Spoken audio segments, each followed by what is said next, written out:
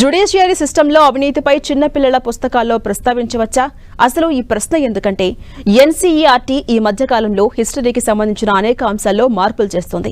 ఈ క్రమంలోనే 8వ తరగతి చరిత్ర పుస్తకంలో న్యాయ వ్యవస్థ గురించి కొన్ని వివాదాస్పద అంశాలను చేర్చింది. దీనిపైనే సుప్రీంకోర్టు ప్రధాన న్యాయమూర్తి తీవ్రంగా మండిపడ్డారు.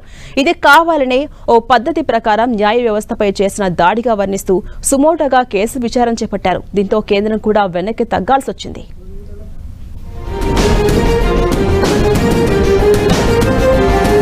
ఎన్డీఏ కొత్త చరిత్ర రాయాలనుకుంటోందా?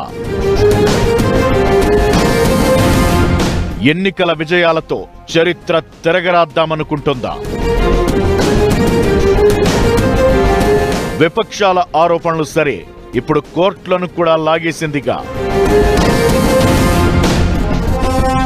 న్యాయ వ్యవస్థలో అవినీతి పేరుకుపోయిందంటూ ఎన్సీఈఆర్టీ పాఠ్యపుస్తకంలో ప్రచురించడాన్ని దేశ అత్యున్నత న్యాయస్థానం తీవ్రంగా పరిగణలోకి తీసుకుంది, అభ్యంతరం వ్యక్తం చేసింది. దీన్ని సుమోటోగా విచారణకు స్వీకరించింది.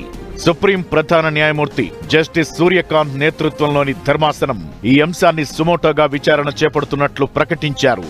అంతేకాదు, ఇదంతా ఖచ్చితంగా ఓ లెక్క ప్రకారం ప్రణాళికాబద్ధంగా న్యాయ వ్యవస్థపై చేస్తున్న దాడి అని, దాన్ని తాను ఎంతమాత్రం సహించబోనంటూ వ్యాఖ్యానించారు.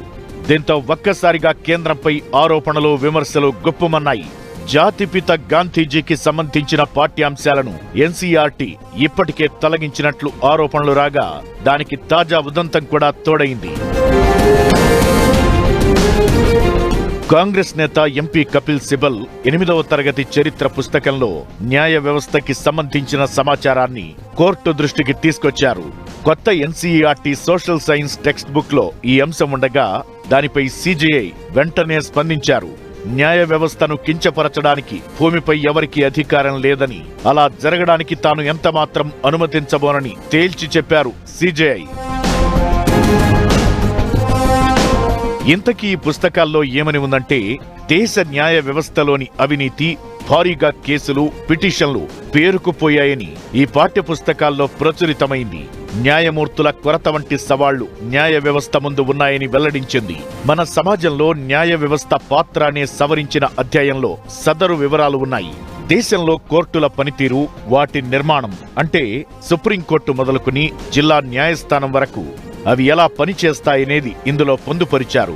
దేశ ప్రజలు న్యాయం పొందే పద్ధతులతో పాటు వీటికి సంబంధించిన పలు విస్తృత అంశాలు, సమస్యల గురించి వివరించారు.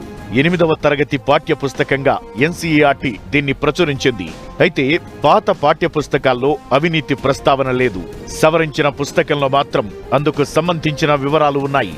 పాత పుస్తకాల్లో న్యాయస్థానాల నిర్మాణం, పాత్రపై మాత్రమే దృష్టి సారించగా, సవరించిన ఎడిషన్ న్యాయ వ్యవస్థ పనితీరును ప్రభావితం చేసే వ్యవస్థాగత సమస్యలను విశ్లేషించింది.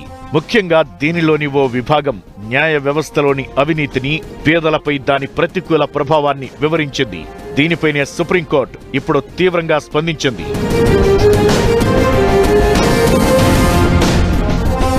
న్యాయ వ్యవస్థలో అవినీతి ప్రభావాన్ని ఈ అధ్యాయంలో కూలంకషంగా వివరించారు.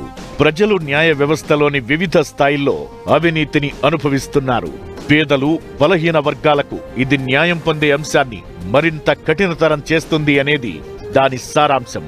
అలాగే సుప్రీంకోర్టులో దాదాపు 81,000, ఉన్నత న్యాయస్థానాల్లో 62.4 లక్షలు, జిల్లా దిగువ న్యాయస్థానాల్లో సుమారు 4.7 కోట్ల కేసులు పెండింగ్ లో ఉన్నట్లు ఇందులో స్పష్టంగా పేర్కొన్నారు. ఇదే సుప్రీంకోర్టుకు తీవ్ర ఆగ్రహానికి గురిచేసింది. ఇది ఉద్దేశపూర్వక ప్రణాళికాబద్ధమైన చర్యగా అనిపిస్తోందని వ్యాఖ్యానించారు.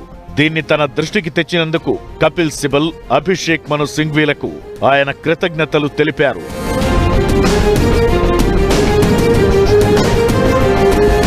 ఇదొక్కటే కాదు, గడిచిన కొద్ది రోజులుగా అసలు జాతిపితకి సంబంధించిన పాఠ్యాంశాలను కూడా ఎన్సీఆర్టీ బుక్స్ లో కుదించబడ్డాయి. కంటెంట్ రేషనలైజేషన్ పేరుతో ఈ కార్యక్రమం జరిగింది. ఎన్సీఆర్టీ 12వ తరగతి చరిత్ర పాఠ్య పుస్తకాల నుంచి మహాత్మా గాంధీకి సంబంధించిన కొన్ని కీలక అంశాలను తొలగించడం జరిగింది. గాంధీ హత్య తరువాత ఆర్ఎస్ఎస్ పై నిషేధం, హిందూ ముస్లిం సయోధ్య కోసం ఆయన చేసిన ప్రయత్నాలు మరియు గాడ్సే నేపథ్యానికి సంబంధించిన వివరాలను తొలగించారు. ఇది దేశవ్యాప్తంగా చర్చనీయాంశమైంది. గాంధీజీ హత్యోదంతం, ఆర్ఎస్ఎస్ పై నిషేధం మరియు ముస్లింలను మభ్యపెడుతున్నారనే ఆరోపణల వంటి సున్నితమైన అంశాలను సిలబస్ నుంచి తొలగించారు.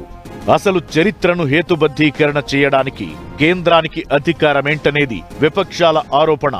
ఇలా రేషనలైజేషన్ పేరుతో తమకి అభ్యంతరకరంగా ఉన్న పాఠ్యాంశాలను చరిత్ర నుంచి తొలగించేందుకు, భావితరాలకు తెలియకుండా ఉండేందుకే ఇలా చేశారనేది కాంగ్రెస్ సహా ఇతర పక్షాలు విరుచుకుపడ్డాయి. తాజాగా సుప్రీంకోర్టు రంగంలోకి దిగడంతో ఈ అంశం కూడా మరోసారి కోర్టుల ముందుకొచ్చే అవకాశాలు కనిపిస్తున్నాయి.